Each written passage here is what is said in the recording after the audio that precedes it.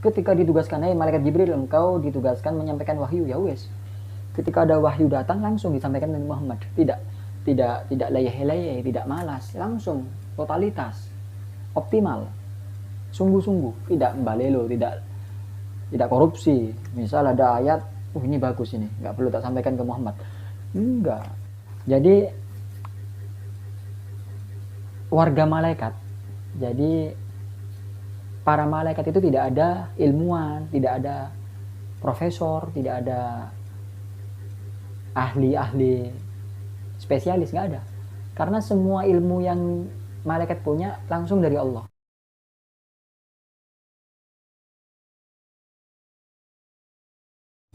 Assalamualaikum warahmatullahi wabarakatuh. Alhamdulillah wassalatu wassalamu ala Rasulillah. Allahumma shalli wa sallim ala sayyidina Muhammadin wa ala alihi wa sahbihi ajma'in. Amma ba'du. Teman-teman yang mulia, Ahmad sekarang ingin mencoba mengupas tuntas tentang malaikat. Jadi video ini full akan membahas tentang malaikat. Sumbernya dari buku berjudul 24 jam bersama malaikat Allah, karya Kiai Haji M. Said Humaidi. Ini bukunya ya.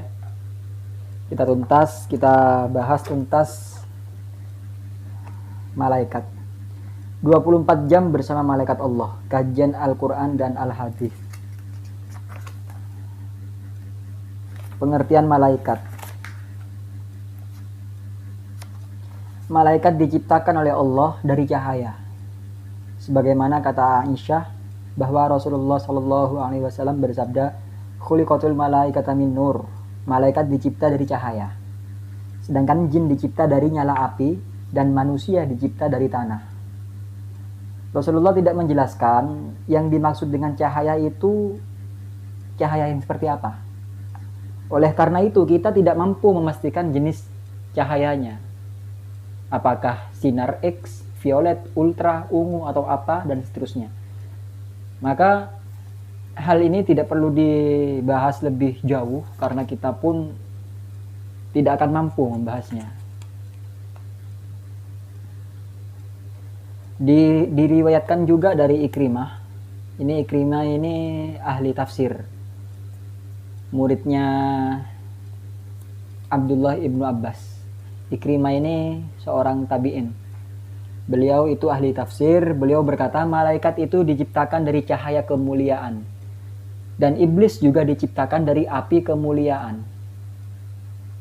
Maksudnya adalah malaikat dan jin itu diciptakan dengan sesuatu hal yang mulia, bergengsi. Diibaratkan produk, itu produk unggulan. Jadi malaikat itu produk unggulan, jin juga produk unggulan dari jenisnya masing-masing.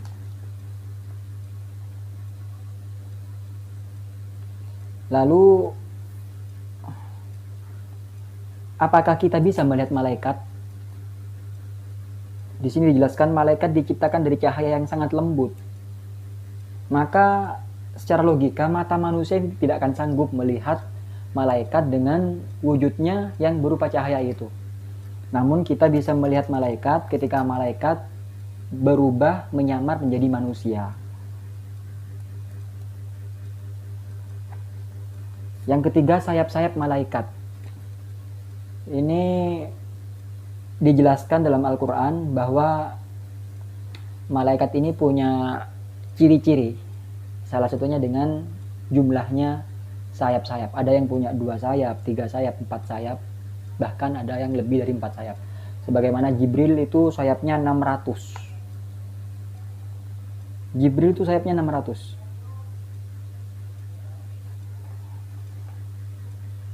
Jadi ketika Jibril mengepakkan sayapnya itu berguguran tetesan-tetesan air di mana itu berubah menjadi malaikat. Jadi luar biasa. Dan kita harus mengimani karena ini sabdanya Nabi Muhammad SAW. Ketampanan malaikat. Malaikat itu diciptakan dengan bentuk yang paling indah. Menawan, sempurna dalam segi postur dan mode. Jadi ini memang sudah dijelaskan dalam firman Allah. Yang mengajarkan adalah malaikat Jibril yang sangat perkasa, yang berakal cerdas dan menampakkan diri dengan paras yang sempurna. Di surat An-Najm ayat 5 dan 6. Jadi ayat Al-Quran ini, Allamahu syadidul quwa dzu mirratin fastawa. Dzu mirrah. Definisi dzu mirrah ini adalah yang mempunyai pandangan yang indah, rupawan sekali. Malaikat ini rupawan.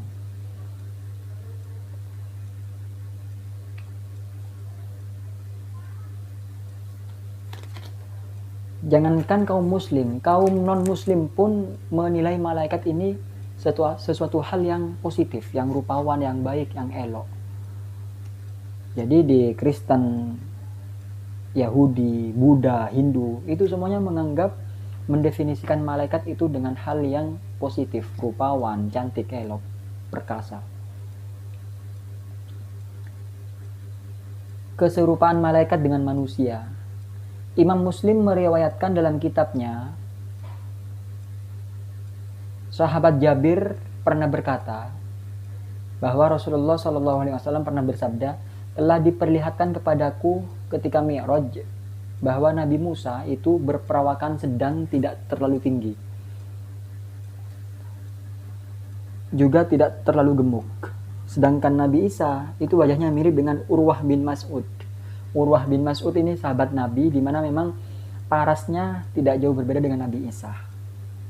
Sedangkan Nabi Ibrahim mirip Nabi Muhammad.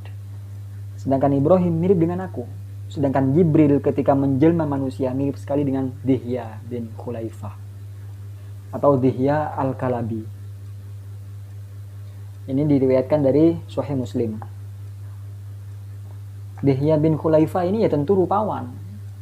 Jibril ketika menyamar menjadi manusia itu rupanya seperti Dihya bin Khulaifah, rupawan sekali.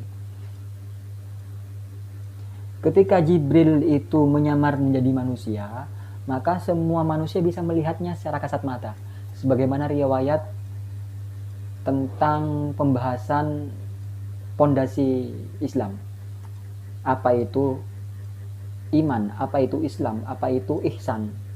Jadi diriwayatkan itu Jibril menyamar menjadi manusia dan semua sahabat melihat secara kasat mata. Itu ketika malaikat menyamar menjadi manusia, maka kita semua bisa melihatnya. Perbedaan ciri-ciri fisik sesama malaikat. Seperti manusia, kita ini manusia, antara saya dan teman-teman itu kan beda. Dari parasnya, bentuk hidung, mata, lisan, dan segala macam. Malaikat juga sama. Ternyata antara malaikat satu dengan yang lain itu juga berbeda parasnya, berbeda ciri-ciri fisiknya.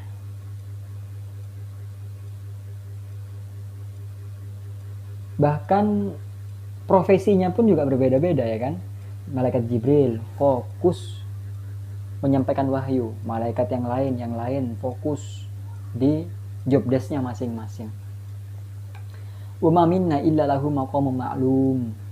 Jadi aku ini, kata malaikat dalam Al-Qur'an, di antara kami ini sudah mempunyai kedudukan masing-masing. Wa ma minna illa lahu maqamun ma'lum. Jadi tidak bisa malaikat Jibril ngambil profesinya malaikat Israfil, nggak bisa. Semuanya sudah punya tugasnya masing-masing.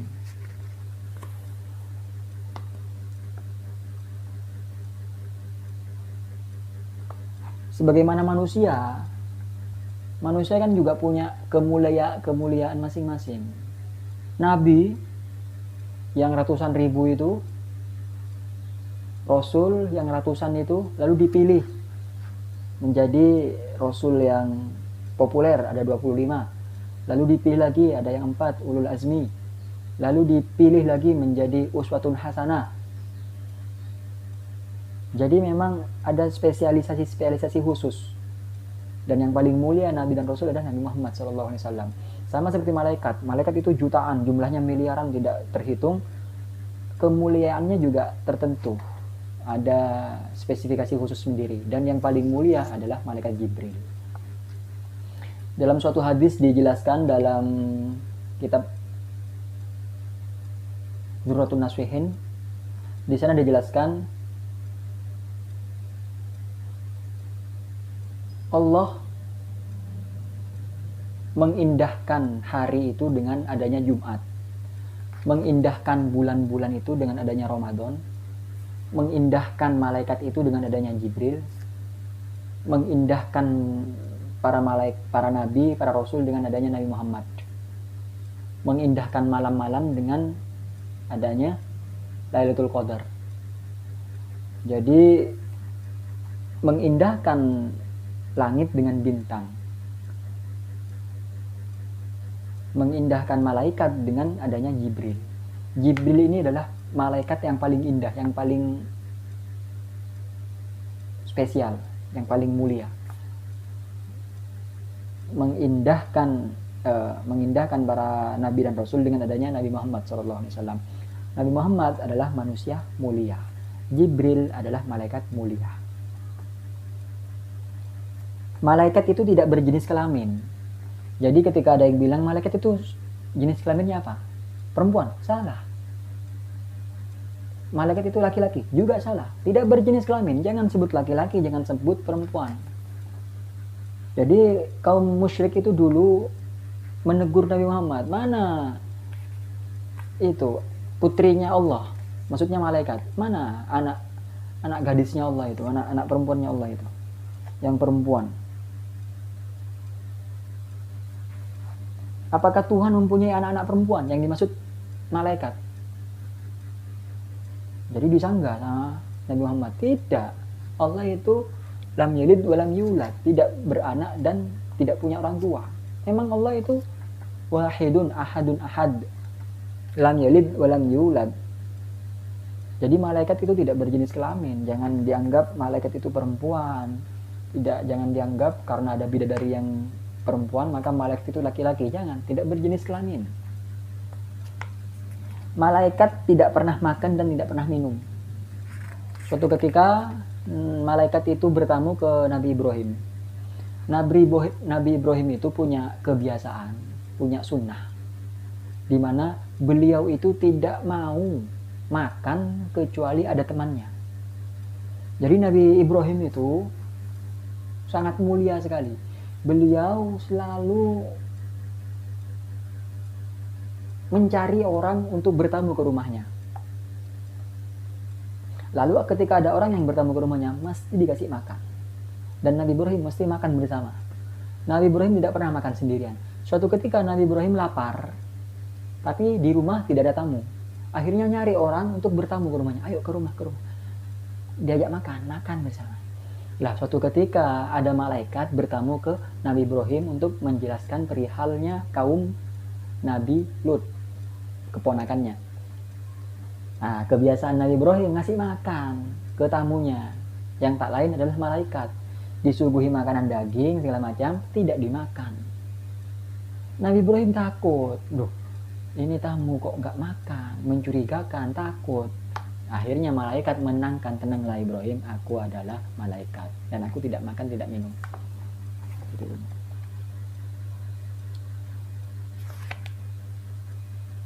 Malaikat nggak pernah balelo dan tak kenal lelah, balelo.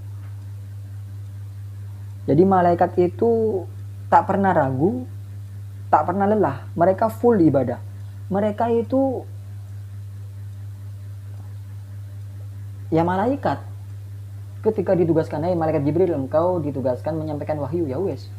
Ketika ada wahyu datang langsung disampaikan Nabi Muhammad. Tidak leyeh-leyeh, tidak malas, langsung totalitas, optimal, sungguh-sungguh, tidak balelo, tidak korupsi. Misal ada ayat, ini bagus ini, nggak perlu tak sampaikan ke Muhammad. Enggak. Malaikat Israfil meniup sangkakala. Ya wes, menunggu perintah kapan ditiup sangkakala. Israel mencabut nyawa. Ya mencabut nyawa, enggak sibuk ngurusin mencabut kacang tanah, enggak mencabut singkong, enggak, mencabut nyawa. Jadi masing-masing sudah sesuai job desk-nya dan sungguh-sungguh tidak pernah membangkang atas perintah Allah. Jumlahnya malaikat itu kita tidak dapat menghitung secara persis ya. Malaikat merupakan makhluk Allah terbanyak jumlahnya dibanding dengan makhluk-makhluk yang lain. Para malaikat tidak tahu persis jumlah mereka karena mereka tidak diperintahkan untuk saling mensensus. Jadi malaikat itu tidak ditugaskan untuk menghitung jumlahnya mereka. Jadi nggak ada yang tahu jumlahnya malaikat berapa. Yang tahu persis jumlahnya malaikat ya penciptanya, yakni Allah Rabbul Alamin.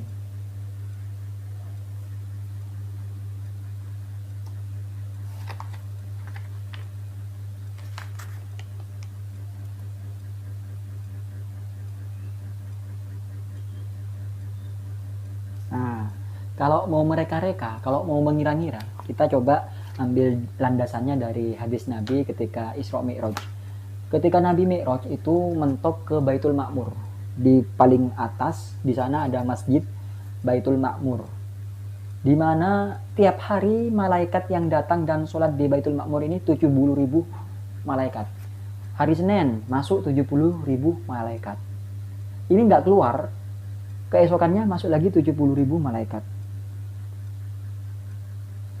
Hari Rabu yang Senin Selasa ini nggak keluar, masuk lagi 70.000, terus setiap hari masuk dan nggak keluar, masuk nggak keluar, masuk. Jadi berapa total hingga hari kiamat itu nanti?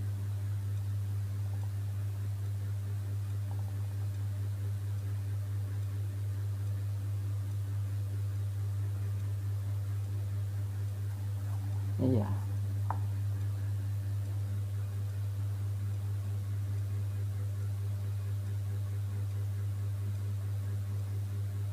Jadi kita cukup meyakini saja bahwa malaikat itu ada dan jumlahnya sangat banyak sekali. Nama-nama malaikat yang populer. Malaikat Jibril, Mikail. Ini populer. Israfil, Jibril, Mikail, Israfil, Malik, Ridwan, Munkar Nakir, Izrail, Raqib Atid, Harut dan Marut. Jadi ada 12 yang populer.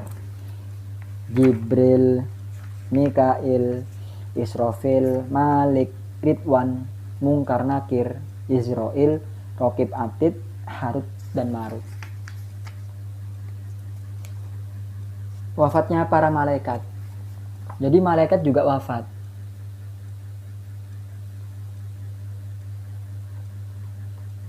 Siapa malaikat terakhir yang wafat?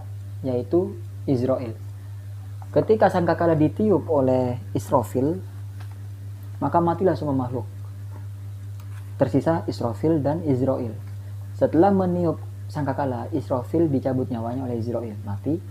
Tinggallah Izrail saja. Lalu dia mencabut nyawanya sendiri, mati. Jadi yang hidup tinggallah Allah. Lalu saat itu Allah berkata, siapa yang menjadi maharaja hari ini? Gak ada yang jawab karena sudah mati semua. Akhirnya Allah menjawab sendiri, Illahil wahidil qahar. Ya, kepunyaan Allah lah yang maha perkasa, yang maha dahsyat. Sifat-sifat dan karakter malaikat. Malaikat al-kiramul bararah. Dalam Al-Quran dijelaskan bi'aidi safaroh kiramim bararah. Al-Quran itu di tangan malaikat yang mulia lagi pula berbakti. Imam Bukhari menjelaskan bahwa kiramim bararah ini adalah malaikat yang menjadi mediator, penyampai wahyu dari Allah pada para nabi dan rasul, untuk memperbaiki umat manusia, mengajarkan moral dan budaya yang maju dan manusiawi. Malaikat yang mempunyai predikat kiramim bararah ini adalah malaikat yang sejak awal diciptakan memang dikehendaki sebagai karakter yang indah, bagus, sempurna, perilaku mereka santun, bersih, suci. Dari sinilah lahir akhlak terhadap Al-Quran harus dimuliakan. Imam Bukhari meriwayatkan dari Aisyah, ia berkata bahwa Rasulullah SAW bersabda, persamaan orang yang menghafal Al-Quran dan membacanya dengan tartil, maka si pembaca itu dianggap sekelas dengan malaikat kiramim bararah. Tapi bagi yang membaca dengan agak berat dan agak terbata-bata, bagi mereka mendapatkan 2 pahala. Malaikat itu sangat pemalu. Sedangkan sifat malu ini adalah akhlak yang memang luar biasa. Dan malaikat adalah sangat pemalu.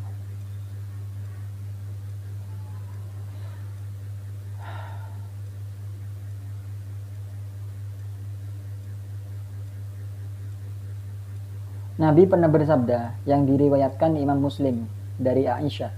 Pada suatu saat Nabi SAW sedang tidur-tiduran di rumah, sementara betis beliau agak terbuka. Nabi sedang tidur-tiduran, lalu gamisnya terselip sehingga betisnya terlihat. Abu Bakar izin masuk, memohon izin untuk masuk. Maka Nabi mempersilakan masuk dan membiarkan betisnya terbuka. Selanjutnya Umar ingin masuk, mohon izin. Diizinkan. Nabi tetap dalam keadaan betis terbuka. Setelah itu Utsman. Ketika Utsman ingin memohon izin untuk masuk, Nabi memperbaiki gamisnya, menutup betisnya sehingga tertutup, lalu dipersilakan Utsman masuk. Aisyah tanya, mengapa ya Rasul ketika Abu Bakar, Umar masuk, Anda masih tetap berbaring setengah badan, pakaian Anda juga masih tersingkap. Tapi ketika Utsman masuk, Anda bangkit dan merapikan pakaian. Maka Nabi menjawab, apa tidak sepatut saya malu pada seseorang yang para malaikat pun juga malu terhadap orang itu. Malaikat malu kepada Utsman, karena Utsman ini juga pemalu orangnya. Utsman ini pemalu orangnya. Dan malaikat malu. Sama-sama orang malu ya, ini bisa menilai. Utsman ini malunya luar biasa. Malaikat pemalu. Melihat hamba Allah yang malu, malaikat malu. Karena malaikat malu, Nabi juga malu. Itu ya. Kemampuan malaikat dalam mengubah diri menjelma manusia.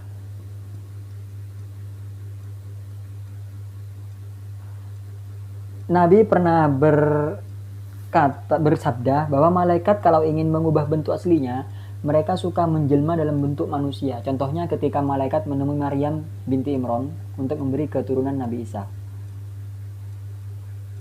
Malaikat itu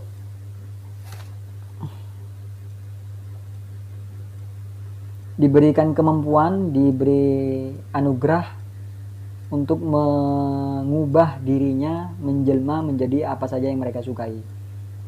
Itu diberikan anugerah oleh Allah kemampuan untuk merubah dirinya menjadi apa yang malaikat sukai.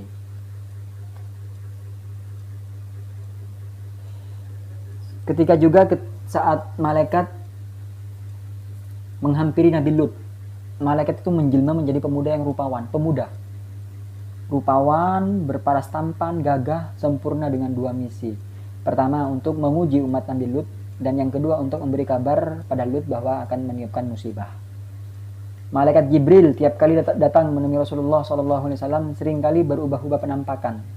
Terkadang dalam rupa Dihyah Al-Kalabi, kadang berupa orang-orang Arab, kadang juga dalam wajah orang Ajam.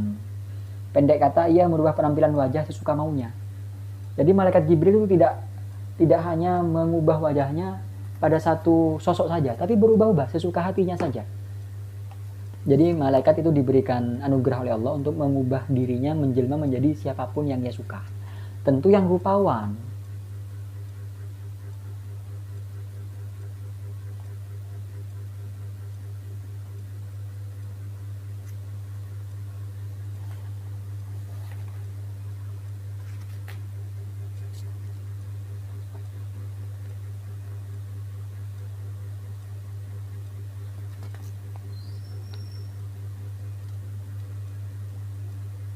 Aisyah pernah mengatakan, ia melihat Rasulullah SAW menepuk pundak Dihyah. Kemudian Aisyah bertanya tentang peristiwa yang dilihatnya. Nabi menjawab, dia tadi malaikat Jibril, dia titip salam untukmu. Jadi malaikat Jibril menyamar menjadi manusia yang wajahnya seperti Dihyah Al-Kalabi.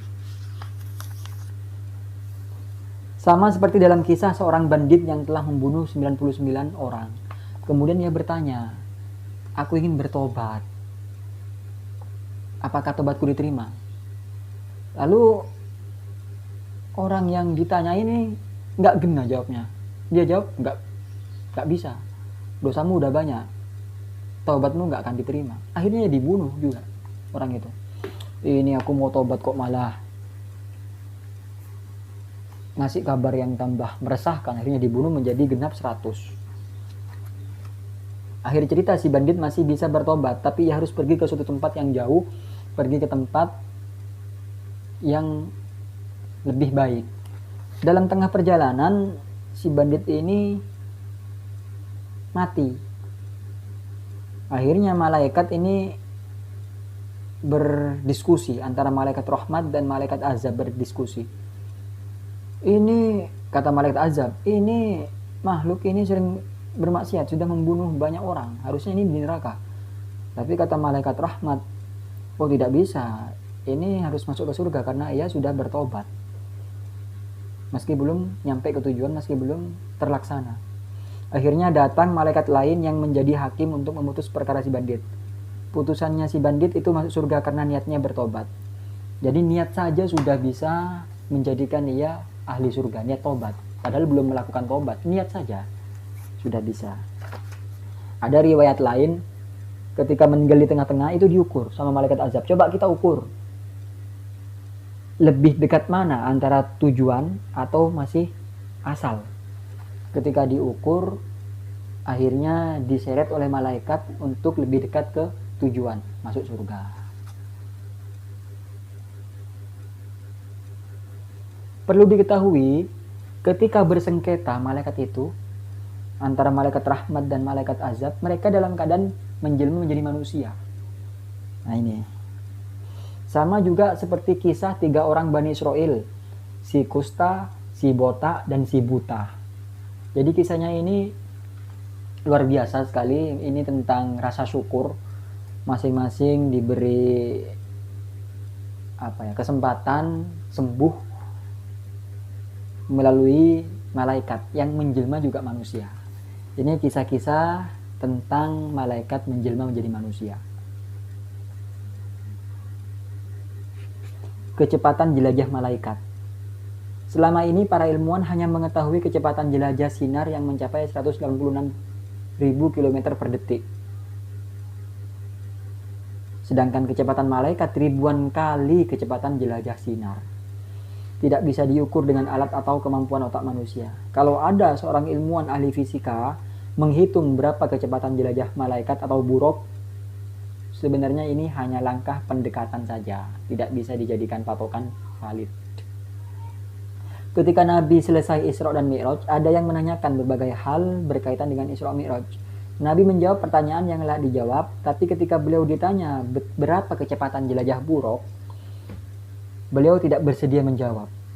Alasan beliau, peristiwa ini di luar kehendaknya dan di luar kemampuan manusia. Peristiwa tak akan pernah berulang-ulang. Pada era sekarang, kalau ada kendaraan atau pesawat yang canggih, secanggih-canggihnya, masih butuh waktu jutaan tahun cahaya. Ini artinya manusia tak akan mampu menghitung dengan benar. Gak ada yang bisa menghitung dengan benar seberapa cepat jelajahnya malaikat itu.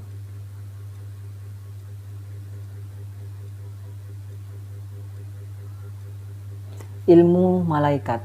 Allah mengajarkan ilmu tertentu pada para malaikat, apa yang tidak diajarkan pada manusia. Sebaliknya, Allah mengajarkan ilmu kepada manusia yang tidak diajarkan kepada para malaikat.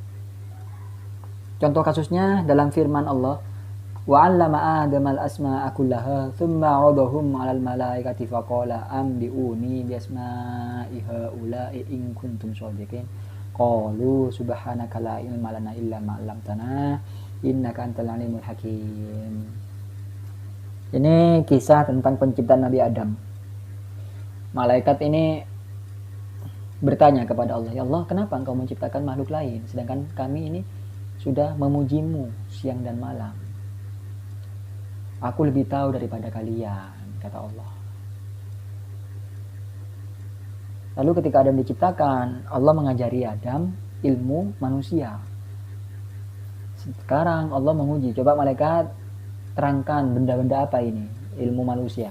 Malaikat nggak tahu, karena yang diajarkan kepada malaikat ilmu malaikat, dan yang diajarkan kepada Nabi Adam adalah ilmu manusia. Maka ilmunya malaikat itu sesuatu yang tidak diajarkan kepada manusia, dan ilmunya manusia itu adalah sesuatu yang tidak diajarkan kepada malaikat.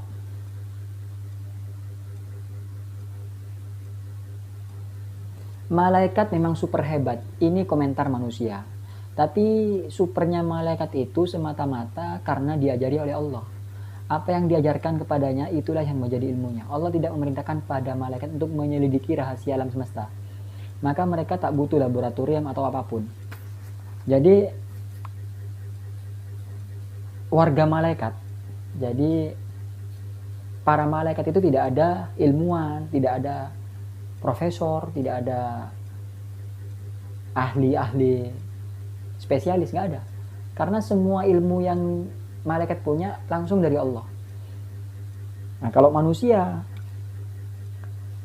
Allah memberi dan mengajarkan ilmu pada manusia melalui proses membaca dan meneliti. Sehingga manusia yang enggan membaca atau malas meneliti nggak punya ilmu apa-apa. Inilah bedanya bagaimana cara Allah memberikan ilmu kepada malaikat dan ilmu kepada manusia. Allah memberikan ilmu kepada malaikat langsung, dar, ya, ilmu. Jumlahnya 100, kasih semua, dar. Tapi ketika kepada manusia, ilmunya ada 100, Allah kasih otak, kasih akal. Ya, cari sendiri ilmu. Akhirnya dikaji sama manusia, seru dikaji. Dulu komputer itu besar. Padahal Allah menciptakan komputer ini ukurannya mungkin kecil, anggaplah kecil, sekuku misalnya. Tapi karena Allah memberikan ilmu kepada manusia bertahap, harus belajar.